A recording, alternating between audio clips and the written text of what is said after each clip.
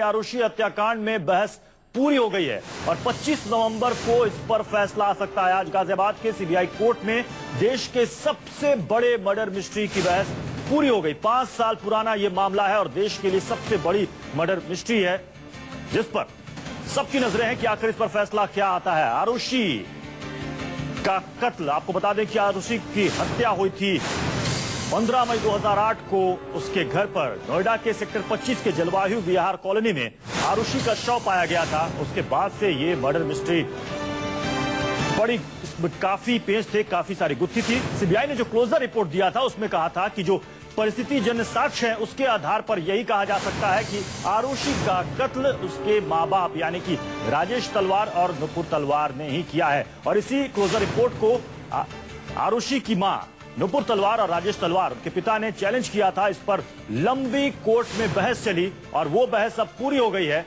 और अदालत 25 नवंबर को इस पर फैसला सुना सकती है।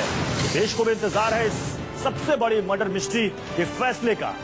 5 साल पहले जब यह मामला सामने आया था तो ये पुलिस के लिए ही नहीं बल्कि सीबीआई के लिए भी एक बहुत ही पेचीदा मसला बन गया था कि आखिर हत्या किसने की है, क्योंकि 15 मई की रात को जब आरुषि और उसके नौकर हेमराज की लाश मिली थी उसके बाद ये गुत्थी और ज्यादा उलझ गई। हमारे साथ विनोद मिश्रा हमारे संवाददाता इस वक्त जुड़ रहे हैं। विनोद, माना जाए कि 5 साल के बाद इस मामले में अब आखिरी फैसला आने की उम्मीद है। बिल्कुल, और तारीख जो तय हुई है वो 25 नवंबर हुई है। गाजियाबाद के विशेष सीबीआई कोर्ट ने ये जो फैसला है वो सुरक्षित रखा है और 25 नवंबर को इस हत्याकांड में फैसला सुनाया जाएगा।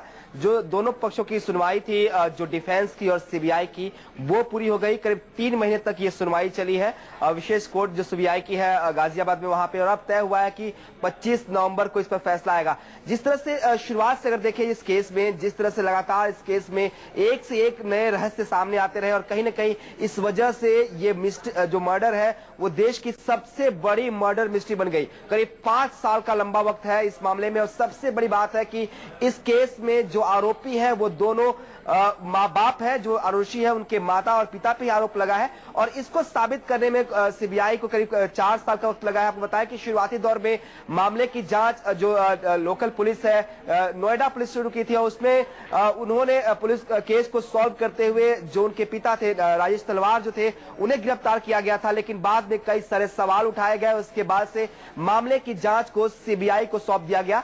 सीबीआई की एक टीम थी जिसने मामले की जांच शुरू की और कहीं ना कहीं पूरे मामले को जो घर के नौकर थे उन पर समेटा गया। उन नौकरों को आरोपी बनाया गया, उनके नार्को टेस्ट हुए और उसके बाद ये कहा गया कि नौकर इसमें शामिल हो सकते हैं, लेकिन इस थ्योरी पर भी कई सारे सवाल उठाए गए और मामला जो जांच थी वो सीबीआई की दूसरी टीम को सौंप दी गई। उस टीम ने 2010 में इसमें क्लोजर रिपोर्ट कोर्ट में फाइल कर दिया, जिसे बताया गया कि हमारे पास परिस्थितियां जन साक्ष्य है जो साबित करती हैं कि कातिल कौन हो सकता है, लेकिन हम उसे वो कातिल कौन है हमें बता नहीं सकते। लिहाजा कोर्ट ने खुद ही कॉग्निजेंस लिया था इस मामले में और दोबारा से इस मामले की कोर्ट ने नुपुर तलवार, राजेश तलवार को पूरा मौका दिया कि आप अपने डिफेंस में अपनी बात रखिए, क्योंकि उन्होंने चैलेंज किया था सीबीआई की क्लोजर रिपोर्ट को, जो कि परिस्थिति जन्य साक्ष्य के आधार पर सीबीआई ने यह रिपोर्ट दायर की थी कि जिसके आधार पर आरुषि के मां बाप को ही गुनहगार ठहराया गया था। क्या दलीलें दी गई आरुषि के मां बाप की ओर से अदालत में कि वो कातिल नहीं है?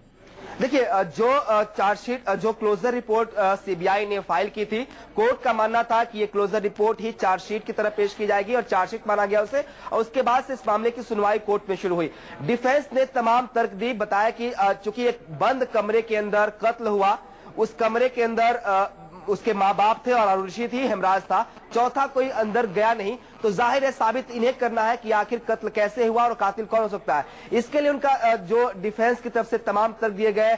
बार बार इस बात की दुहाई दी गई कि जो नौकरों पे जो पहली सीबीआई की पहली टीम थी, जो नौकर्स को जिन्होंने एक्यूज किया था, जिसमें उनके नार्को टेस्ट हुए थे, उनके ब्रेन मैपिंग टेस्ट हुआ था, उसकी रिपोर्ट को सबमिट किया जाए और कहीं ना कहीं मामले को उन नौकरों पर डालने की कोशिश की गई। लेकिन लगातार जो सीबीआई की टीम थी जिन्होंने जांच रिपोर्ट सौंपी थी कोर्ट में, उनका साफ कहना था कि कत्ल बंद कमरे में हुआ है, उसमें 4 लोग थे, 2 की मृत्यु हो चुकी है और 2 लोग जिंदा है। जाहिर है यही 2 कातिल हो सकते हैं और अगर कातिल नहीं है तो इन्हें बताना पड़ेगा कि आखिर कातिल कैसे नहीं है। जी विनोद, दर्शकों को बताइए कि आखिर वो कौन सा ऐसा सबूत था जो सीबीआई का कहना है कि जो परिस्थिति जन्य जो साक्ष्य वहां पर मिला, जिसके आधार पर सीबीआई को यह लगता है कि मां बाप ही आरुषि के यानी कि अपनी बेटी के कातिल हैं। बताया जा रहा है कि वहां पर एक जो दीवार के बीच में जो पार्टीशन था वो उसे देखकर और तकिए के खोल को देखकर सीबीआई की टीम को लगा कि यहां पर कोई बाहर से एंट्री नहीं कर सकता। अगर कत्ल हुआ है तो घर में जो लोग मौजूद थे वही इसमें शामिल रहे थे। देखिए, अब बिल्कुल सही बात है। आरुषि मामले में कोर्ट में सीबीआई ने यह कहा था कि एक कमरा है जो बाहर से, जो अंदर से लॉक था, बाहर से कोई इसमें एंट्री नहीं हुई, कोई फोर्सफुल एंट्री नहीं हुई। जो लोग थे अंदर थे, 4 लोग थे, 2 की मृत्यु हो गई है, 2 लोग हैं। तो जाहिर सी बात है कातिल ये हो सकते हैं, या अगर नहीं है तो कौन है ये बखूबी जानते हैं। इसके अलावा पुलिस ने पूरे सीबीआई ने उस कमरे को रिकंस्ट्रक्ट किया था, बताया था कि किस तरह से जो हेमराज और आरुषि का कमरा था अंदर से लॉक होता था, कैसे उसे बाहर से खोला जा सकता था, कैसे राजेश तलवार अपने कमरे में बैठकर वहां की गतिविधियों को सुन सकते थे। जो पार्टीशन था वो बाद में डलवाया गया था, उस वक्त नहीं था। उस दीवार को बाद में उसकी पेंटिंग कराई गई, उसे रंगवाया गया। आखिर इसकी जरूरत राजेश तलवार को क्यों पड़ी? जो सीन ऑफ क्राइम था उसके साथ छेड़छाड़ हुई थी, और उसी के बेड शीट को चेंज किया गया था, उसके ऊपर चादर डाली गई थी, जो ब्लड स्टेन्स थे उसको हटाए गए थे, जो उसके बेड पे खिलौने पड़े थे उसको सही किए गए थे। जाहिर है दिखाता था कि कोई अंदर का था जिसने सीन ऑफ क्राइम है उसे चेंज करने की कोशिश की, उसे बदलने की कोशिश की, और इसका शक सीधे आरुषि तलवार, डॉक्टर राजेश तलवार, उनकी पत्नी नुपुर तलवार पर जा रहा था। साथ ही पुलिस के पास, सीबीआई के पास वो नौकरानी बतौर गवाह थी जिसने बताया था कि जब वो घर पे पहुंची थी अगले दिन सुबह, तो उस दिन घर का दरवाजा अंदर से बंद था, उन्होंने चाबी दिया और फिर उसने दरवाजा खोला था। तो ये साबित होता है कि दरवाजा अंदर से लॉक था, दरवाजा में कोई एंट्री नहीं हुई थी उस वक्त, और कहीं ना कहीं जो घर के लोग थे ये जानते थे इस राज को। नौकरानी और उस कारपेंटर का जो बयान है, ये गवाही बहुत इंपॉर्टेंट रही इस मामले में।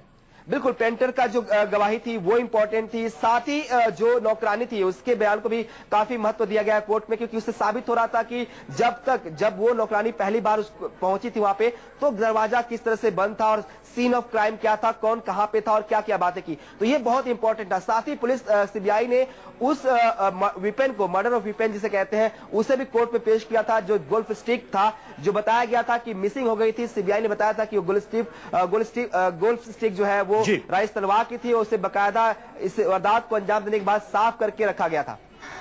जी विनोद, इस मामले में अगर देखा जाए तो जहां तक नौकरानी का बयान है, फिर उसके बाद कारपेंटर का बयान है, और वहीं राजेश तलवार और नुपुर तलवार की अपनी दलील है। वो बार बार ये कहते रहे कि उन्होंने हत्या नहीं की, बल्कि इसमें किसी और का हाथ हो सकता है, और उन्होंने नौकरों पर इल्जाम लगाया।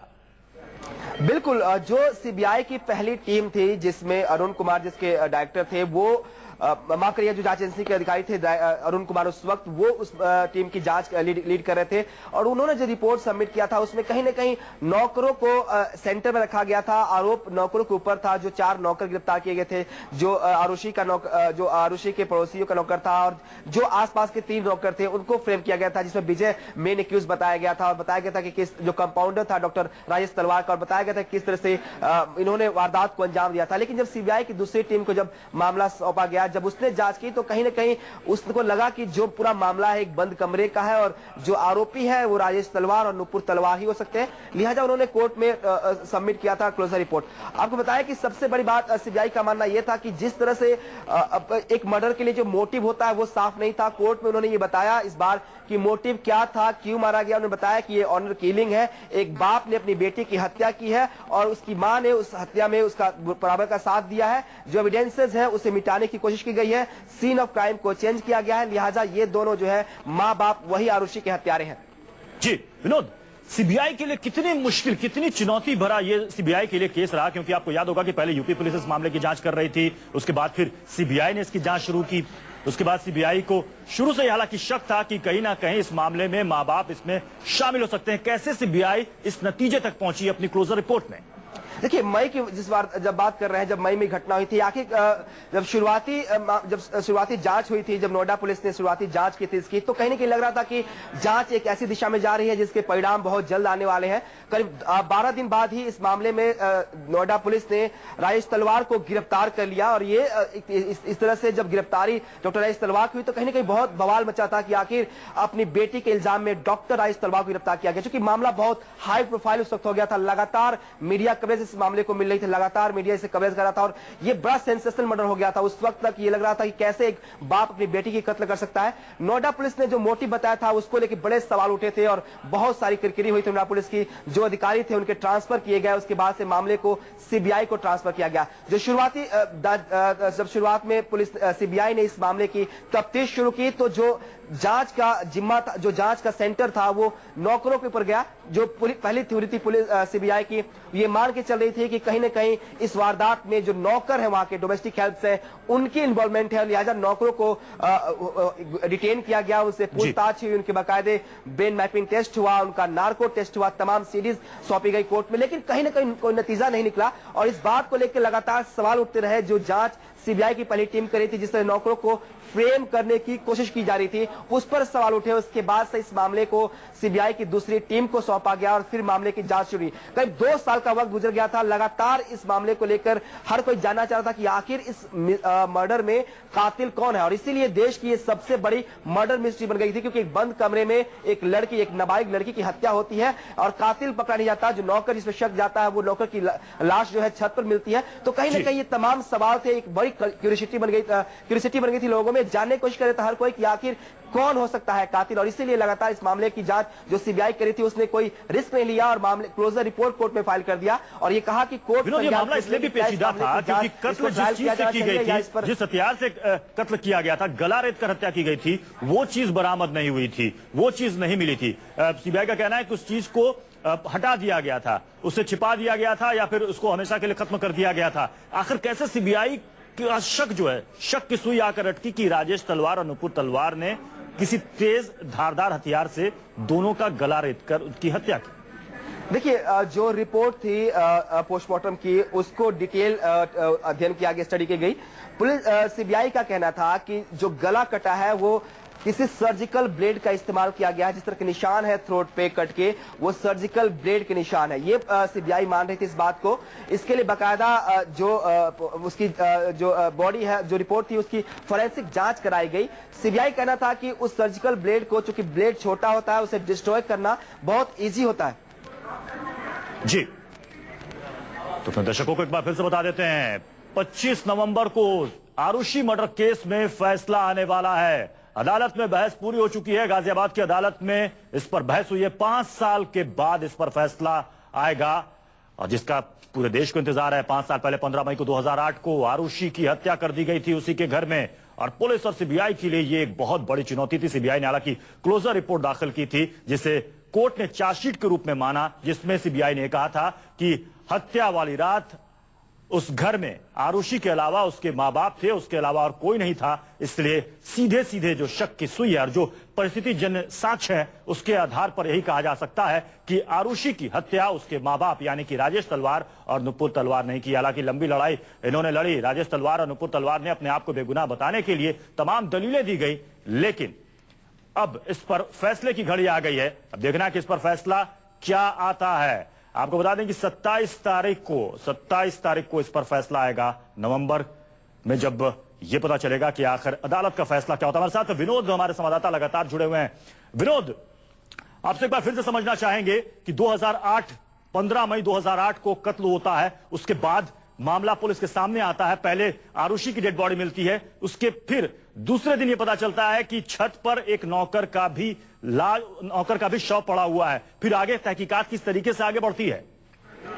देखिए, शुरुआती जांच में जब खबर आई थी तो यही आई थी कि नोएडा में एक डॉक्टर राजेश तलवार की बेटी का कत्ल हो गया है। शुरुआती दौर में ये बताया गया कि जो राजेश तलवार थे, उन्होंने शक जाहिर किया था कि शायद घर का जो नौकर हिमराज है वो मिसिंग है और वही कातिल हो सकता है। लिहाजा शुरुआती दौर में पुलिस ने ये मान लिया कि नौकर कातिल है आरुषि का, नौकर गायब, मिसिंग है। लिहाजा तफ्तीश शुरू कर दी गई नौकर पर, उसके बाकायदा इनाम की राशि की घोषणा भी की गई कि नौकर जो है उस पकड़ा जाता है तो इनाम दिया जाएगा। पुलिस की जांच शुरुआती दौर में ही नौकर फिक्स हो गई। नेक्स्ट डे जब बताया जा रहा है कि एक वहां के जो रिटायर्ड एसपी थे गौतम, वो पहुंचे और उन्होंने कहा कि देखते हैं, छत की सीढ़ियों पर चढ़ के देखते हैं कि ऊपर क्या हो सकता है। और जब ऊपर छत की सीढ़ियों के जो गेट था वहां उसके ताले जब खोले गए और जब ऊपर वो पहुंचे तो वहां वहां पे एक बॉडी थी, जो बॉडी बाद में शिनाख्त हुई और वो बॉडी घर के नौकर हेमराज की थी। यहां से पूरे मामले में एक नया मोड़ आया कि जिस नौकर की तलाश की जा रही थी आरुषि की हत्या में, उसकी खुद की बॉडी उसी घर के छत पर पहुंची है। बात शुरू हुई कि आखिर कैसे इस मामले में एक जिसे हम एक्यूज बना रहे हैं उसकी खुद की बॉडी मिलती है। कहीं इसके बाद इस पूरे मामले में सेंसेशन शुरू हुआ।